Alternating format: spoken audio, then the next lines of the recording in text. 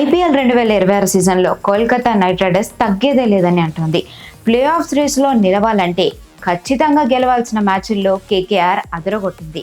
ఢిల్లీ క్యాపిటల్స్ను 8 వికెట్ల తేడాతో చిత్తు చేసి వరుసగా కోల్కతా నైట్ రైడర్స్ 4వ విజయాన్ని అందుకుంది.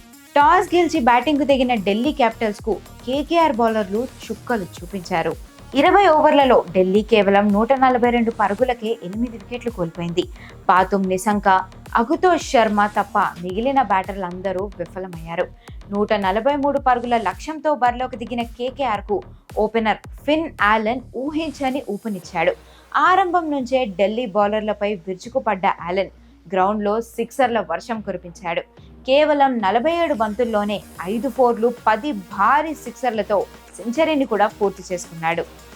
ఇక అతనికి తోడుగా కెమెరూన్ గ్రీన్ కూడా రాణించడంతో కేకేఆర్ మరో 34 బంతులు మిగిలి ఉండగానే లక్ష్యాన్ని చేరుకుంది. అయితే ఈ ఓటమితో ఢిల్లీ క్యాపిటల్స్ దాదాపుగా టోర్నీ నుంచి ఎలిమినేట్ అయ్యిందనే చెప్పాలి. ఆచి చికెన్ మసాలా